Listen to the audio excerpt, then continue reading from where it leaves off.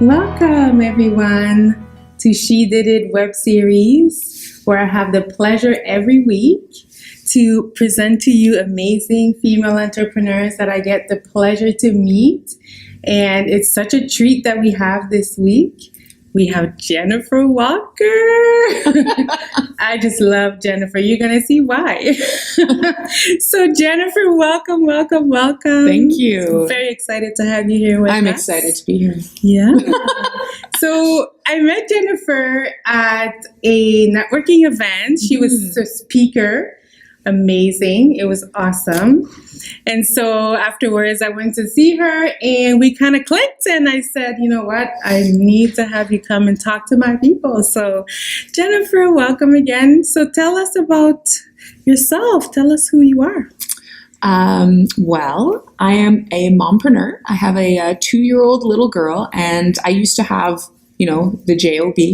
Yep. And off my mat leave, as so many of us do, I decided I wanted something a little different, and that I wasn't going to go back, and that I wanted to, go out into the entrepreneurial world. I had already done so previously. I was a wedding photographer for 5 years.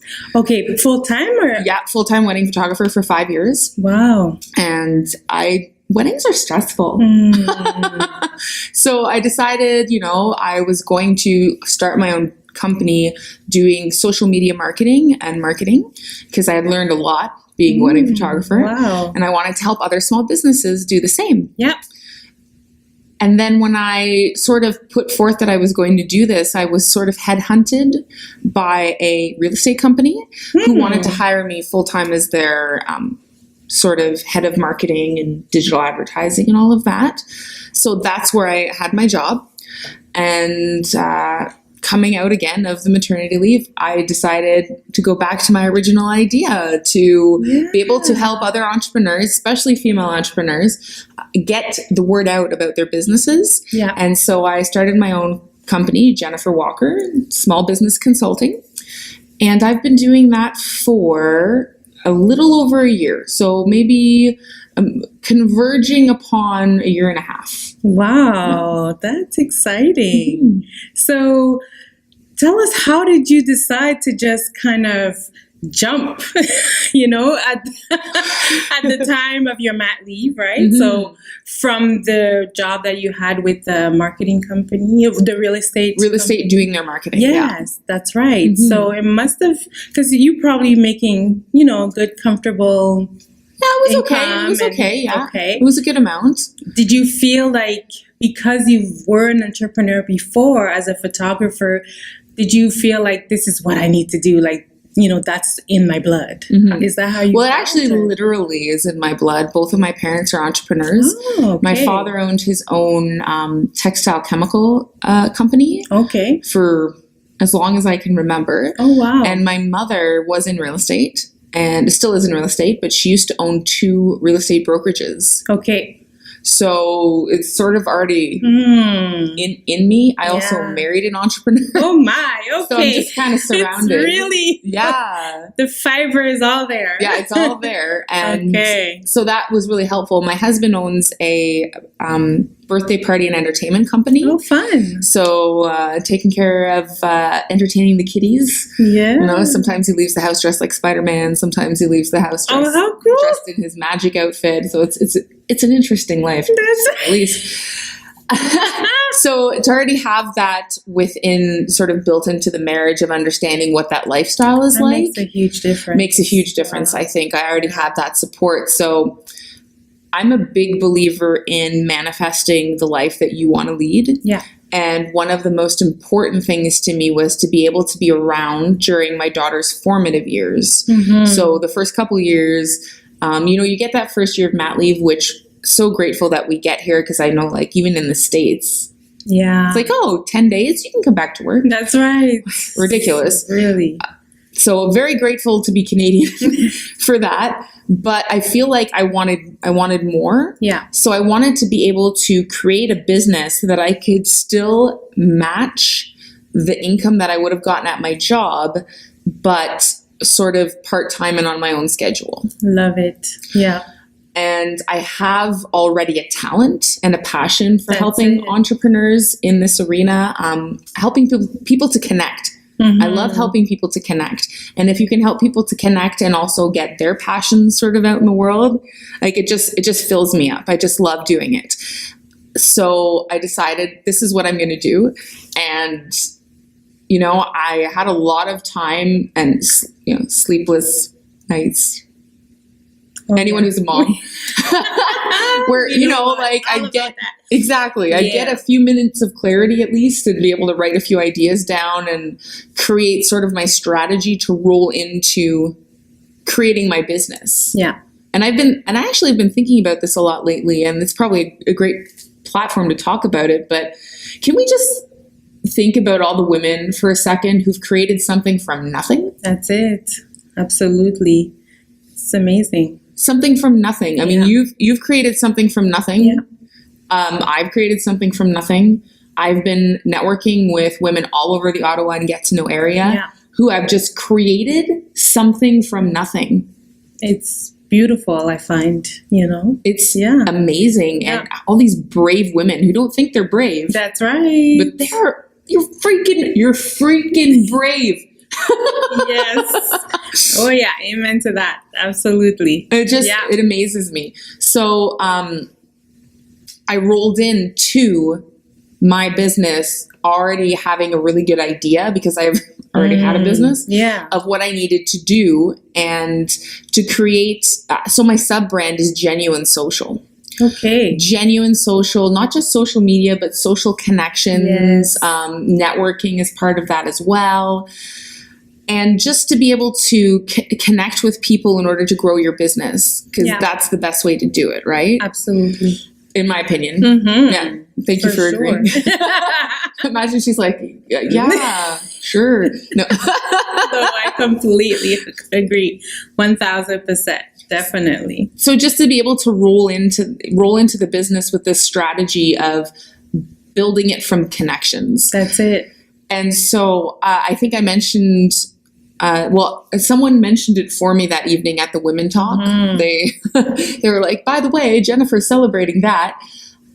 Part of what I manifested my first full year in business was I exceeded what I would have made at my job working on my own terms. That's amazing. Part-time by October.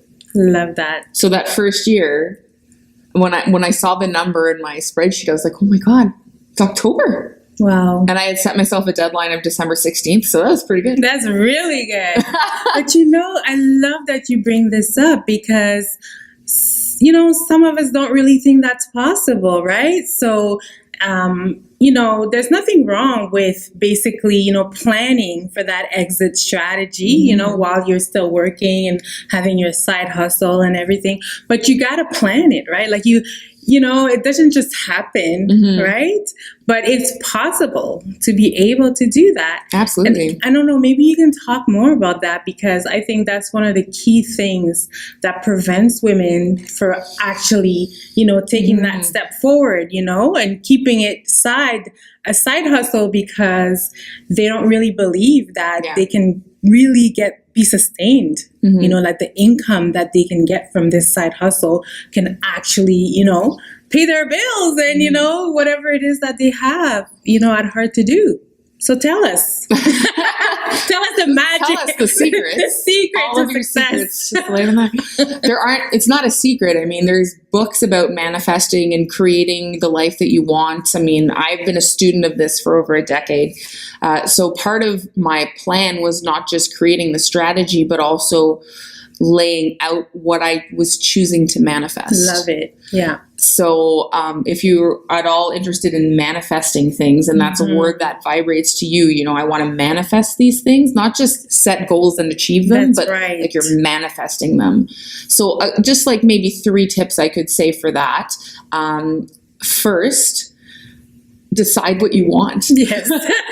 You know, it sounds It sounds silly. Very true. But if you're not absolutely specific on what you want, absolutely, then how are you going to focus on it? Exactly. So that's the first step, deciding exactly in concrete terms what you want to manifest for your life.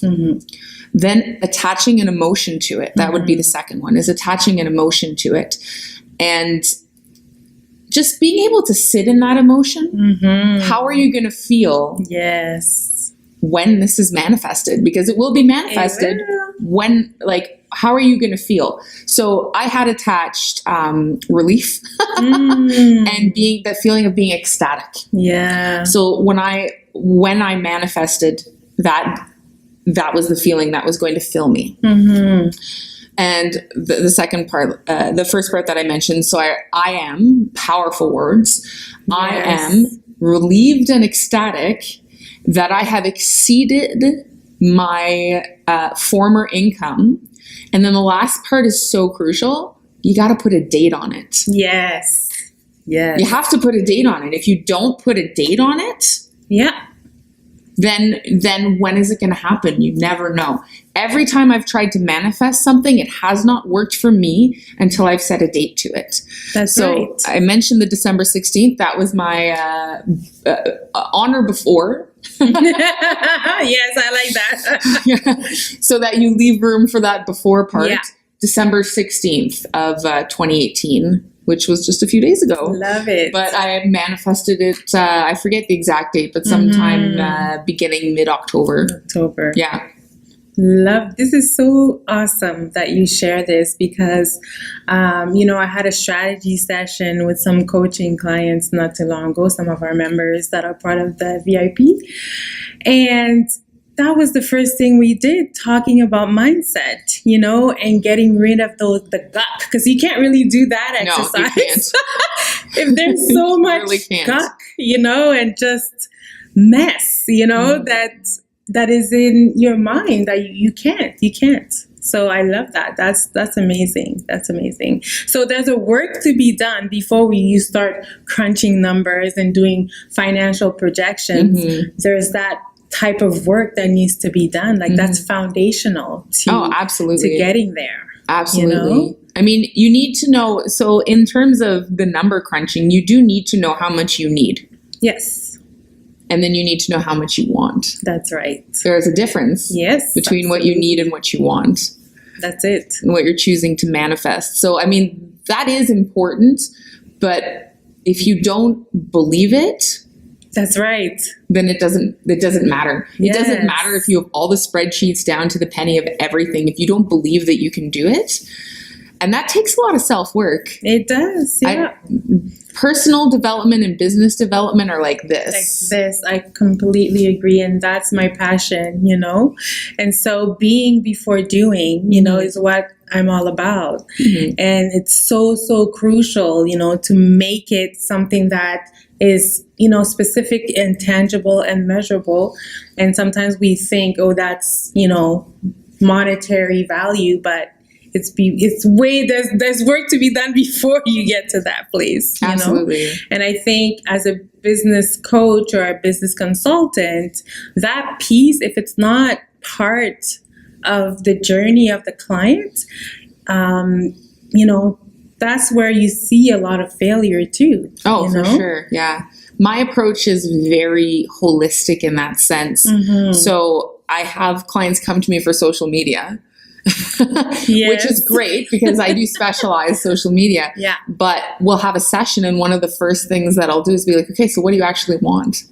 It's not just like, so let's dive into LinkedIn. It's really like, so good. I need to know down to the basic brass tacks, whatever it's called. Should have practiced that one before I came on. To figure out exactly what it is you want. Because if we're not working towards what you actually want, that's right, then there's no point in doing all the effort because you're going to create something that you don't want and you're not going to be happy with, and then you won't be happy with me. You won't be happy with yourself. So it's important to start like foundationally, in my opinion, before you go anywhere. Absolutely. And so if you haven't done that work, do the work, figure out exactly what you want, exactly what you want. No uncertain terms, exactly what you want to manifest for yourself. Love that. And now you can talk about, what success looks for you. Exactly. Because, and so for you, for Jennifer Walker, what does success mean for you? How do you define it for yourself? So success was actually my word for 2018. Oh, nice. And I had written down, now I don't have it with me. I stopped carrying it around after the first 3 months because I was afraid to lose it, firstly. But I had sort of written down bullet points of what success looked for me. Mm-hmm. And one of the things was time with my daughter, like that she was the priority. Mm-hmm. So that was at the top of my list. So what does success look like for me? That I can spend time with her and I'm not worried about all these other things, and sometimes you got to give yourself a little flexibility because there were times 100% honestly, this is not all champagne and lollipops, Ew, that's kind of a gross combination. We'll do a different one. So whatever you like, to have that balance, and you're always in a state of balancing. Yes. Right? Absolutely. I mean, you're a mom. She has a lot more kids than I do. A lot. And there's always finding that. So you're never really 100% balanced. Yeah. But if you can be comfortable at the level of balance that you're at, to me, that's the most important thing. Absolutely. To find that. So that was, time with my daughter and that sort of being comfortable with the balance that I was striking within it. And sometimes that meant I would turn down certain, what we would consider opportunities, and just really checking in with myself to make sure, is this really what I want to do? Or does it just sound exciting? Or do I just really want to help this person out, with their project or whatever it is? And I'm a really social person. So it was putting a limit on how many networking events that I would attend. Yes. And making sure that I was keeping in check that balance. So my daughter, the priority, the balance, working with people that I enjoy working with. Very key. So especially when we start out, because I've made this mistake before, and I'm sure you have, because I think we all have, where you're seeing the dollar sign instead of the relationship. Yeah. And I have never had an experience where I started seeing the dollar sign that led to a good relationship. That's right. So my focus is always on who do I want most to work with? Yeah. And in everything I'm doing, attracting those people to me. That's it. So love it. Making sure that, because if you do that one person, and even if, let's say that person does from their end think they had a good experience, it's likely they'll refer more people like that to you. True. And you don't want to go down that path. Absolutely. Because it's hard to cut it off. So if you kind of nip it in the bud right at the beginning and you're like, this person is not in alignment with me, and you can feel it. You can feel it. As long as you're not so focused on the dollar signs, you can tell. Absolutely. You can tell. There's something in your head, in your heart, in your gut. Wherever the message comes from, listen to the message. That's right. Yeah. Love it. So that was really my big focus, was to have a business where everyone I worked with was someone I'd want to be friends with. Yes. So whether it's clients, whether it's collaborators. Exactly. Yes. Have you had some collaborators, or have you? I have a few. I have had a few collaborators and short-term ones. Okay. Just because I have to look at that balance first and making sure that the time that I was expending was within balance with the amount of time I wanted to spend with my daughter. Yes. So as she gets older, it'll open up a lot more. When she starts going to school, I'll be able to, have more time for lengthier collaborations. But I have had some short-term ones, and they've just been fantastic. That's really good. Yeah. Love that. So you spoke about, this aspect of not choosing the right person to work with, which, kind of can feel like failure in a way. But is there any other examples of maybe things that you've done that you felt were failures, and what did you learn from those things? Okay, so in the current business that I'm in, it's still relatively young. I haven't had a lot of experiences like that. Okay, that's good. I'm only a year and a half in, so I am sure there will be moments where I find something to be a complete failure. Maybe in the past. I have had a lot of that as a photographer. So I'd say one of the things is don't try to be someone you're not. Yeah. And that's really hard when you first start out, because you're doing a lot of research. You're taking a look at what similar service providers are offering, and how like, well, maybe if I throw this in, and maybe if I do that and this and that. And as a wedding photographer, specifically, a lot of it is photography is so subjective. Yeah. And I spent some time in the beginning trying to show a portfolio that looked like many different things, instead of just being like, well, this is the style that I shoot. Yeah. So there are photographers out there that are vastly more technically proficient than I am. Like, incredible. Just these crazily, you can almost draw the lines of artistic thirds. Like, it's just incredibly technically proficient. But my strength is in bringing out the candid nature of things. And while I do work on posing very well with people, the biggest part of my experience for wedding photography is the experience around it. Okay. So that they leave there feeling good. Because you could take the best pictures in the world, but if you're not fun to work with, and people feel like, trying to get into that pose, it doesn't matter. Because what people are going to remember is the experience itself. Absolutely. So if they had a good experience with you, that leads into the emotion of when they get their pictures. So, and that's where my strength lies. I'm not saying I took not good pictures, but it was just, I really admire the fine art pictures, and I kind of wanted to be like that. Okay. The fine art photography, where every bride looks like a model, the right angles, the sharp lighting, like the whole nine, Yeah. But my strength is in getting people to bring out that candid nature. Yeah. So my biggest, what I felt like a failure in the beginning was just because I was trying to be something that I wasn't. And once I realized that, I got even more referrals. I got even more, most of my business for my photography came through social media. All of my business came through social media. I did a couple wedding shows, in person-to-person connection, and referral. Yeah. Because if you create the experience for someone, that's the most important part.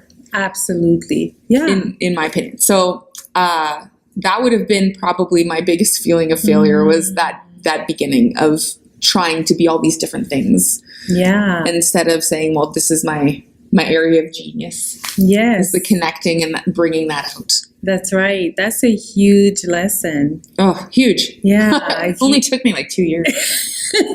Which, you know what? That's okay, because, sometimes we can look at something as failure, but it's experience, right? It's not necessarily something that, because sometimes what happens is, we look at someone else and they've, done this and that, and we see the glamour and the fame, but we don't see the behind the scenes. Yeah. We don't see how, they got to where they are. And that's one of the purposes, of She Did It, is to kind of, have the real story behind the success, and just kind of be able to relate. You may be in a spot where it's guck, it's not fun and games, but it passes, and you persevere through it, and, you get to where you're supposed to be. right? Yeah, I think the term is 10-year overnight success. Love it. Yeah. Because that's it. I have had so many people come up to me thinking because my business is only a year and a half, like I swallowed a magic pill, or something happened and I've had such great success. And somebody told me, Jennifer, you came out of nowhere. And I didn't come out of nowhere. I made a strategy to get visible, and I followed through my strategy. That's and it. I manifested what I was choosing, what I had laid out for myself. But this has been a journey that started over a decade ago for me, really, because of the personal development aspect of it.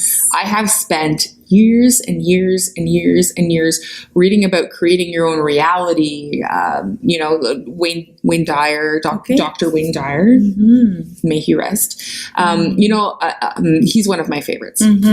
But there's so many books out there that are saying similar things, and find one that speaks to you. That's and read it over and over and over until it's ingrained in your brain, and that you start to believe in the way that you're going to create this, but you believe in yourself. So yes, my very successful business of only being a year and a half old, but my long over 10-year personal development journey and first entrepreneurial experience, I wouldn't consider it a failure because I chose to leave it. But there are aspects of what I did within it that upon reflection, I realized why I wasn't more successful. And I think that's the key to it too. Is that, I didn't have a failed business, but I left the business and then realized these are the reasons why I wasn't making more money and I was working so hard and all that, because it's so easy to, what was a hindsight's 2020 or whatever it is, like once you've moved past it and you reflect on it, you kind of figure out all these things. But the only way that you can find that out is if you take the leap. That's it. You have to take the leap. Absolutely. Because you never know. You never know. You take the leap to go and speak at a Women Talk event and you meet a fabulous woman who has a fabulous web series, and then who knows what this is going to lead to for both of us. Absolutely. Because we're in this together. Yes, we are. Yeah. I love this. This is amazing. We could just, set up shop right here. Just come see us. We'll be here for a while. Oh yeah, we'll definitely have Jennifer, come and do some things with us, because I think it's, this is the kind of conversation, that I find needs to be, just out there more. You know what I mean? And so I'm thinking, because the aspect, because of course you're in business to make money, of course, but the avenue to get there, involves this process that we've been talking about. And so, but at the same time, it like you said, it can take, many years to do that work.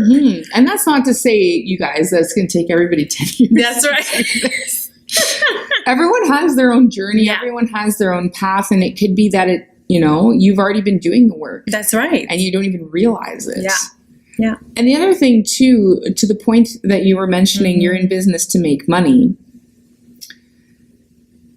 Your business will not be, or your life will not be in a good balance if that's the only reason that you're doing it. Absolutely.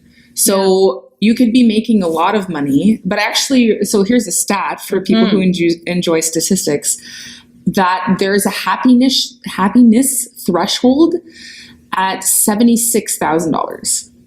Interesting.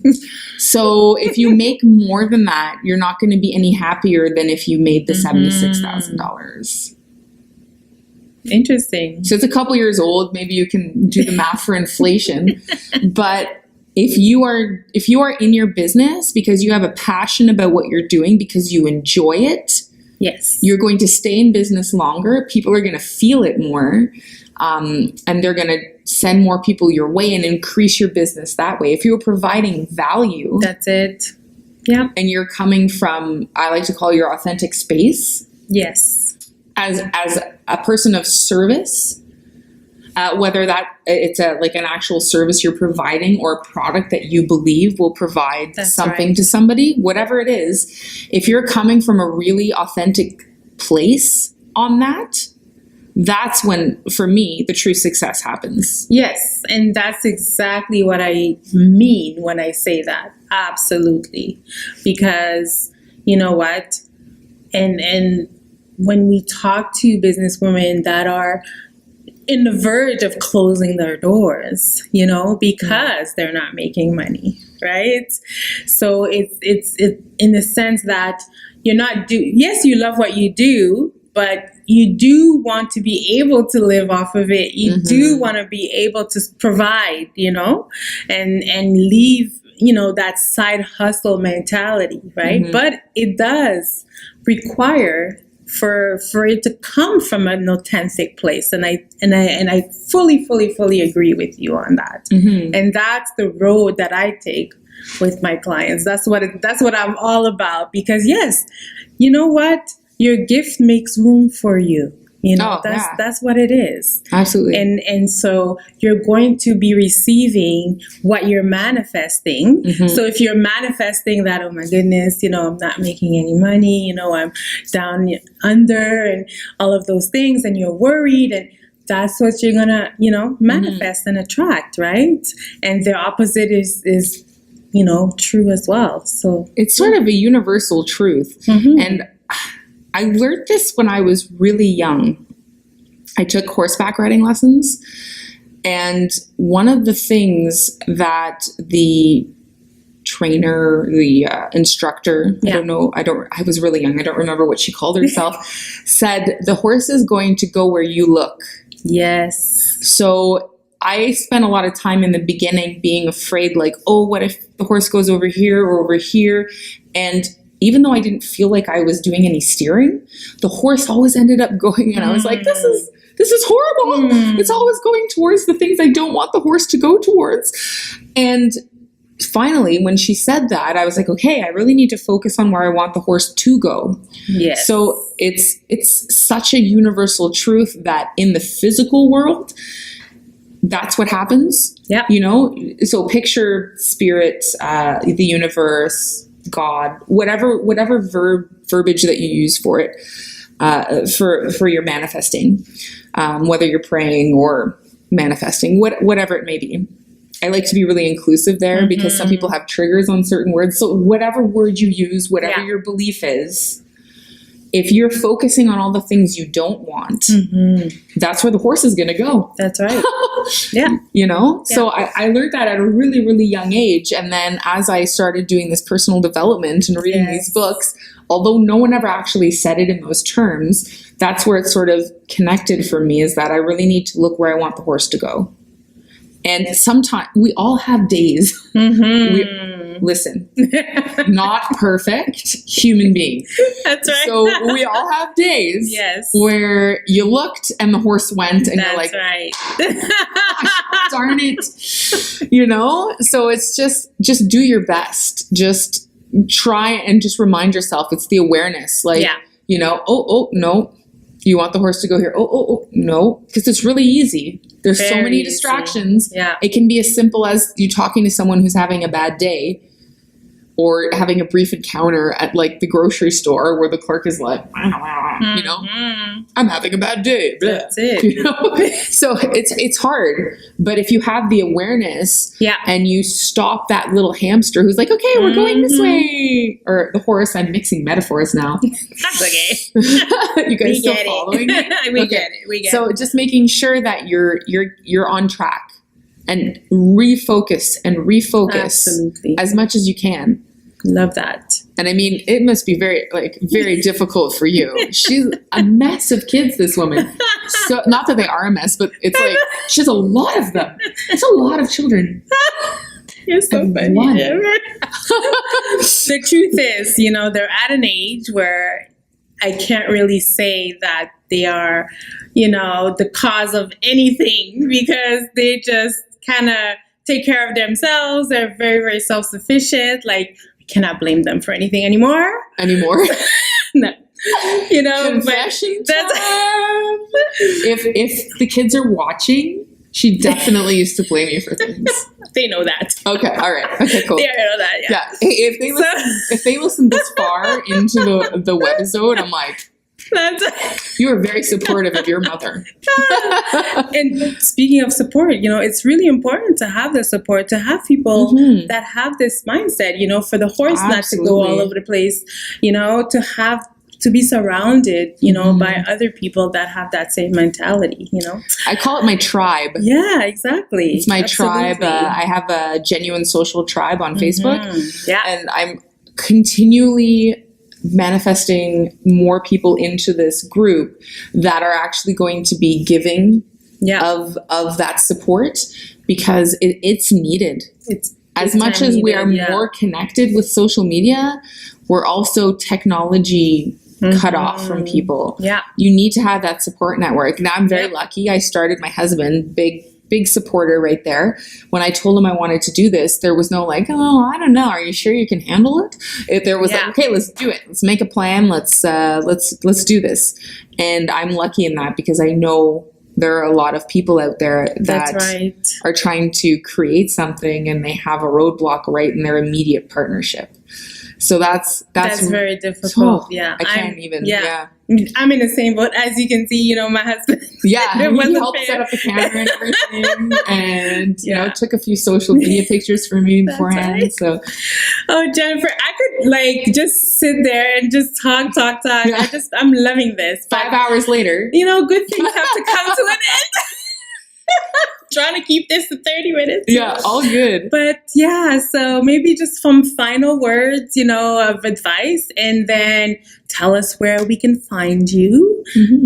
Just give us the details. And if you have anything that you want to kind of promote, and what's going on with you these days, then go ahead. For sure. Okay. So, final word would be to figure out what you want to manifest. Yep. Love it. Like the very basic, if you rewind probably 3 hours ago when I mentioned the how to sort of structure it in, if you're going to do written affirmations, if you're going to do one that you look at every day, make sure that you're attaching an emotion to it and that there's a deadline. But really, basically, even if you do nothing else, figure out really what you want to do.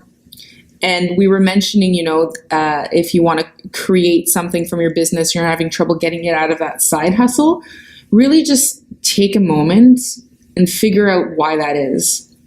Is it because you have a block about yourself, or is it because you're doing something that you actually don't want to do?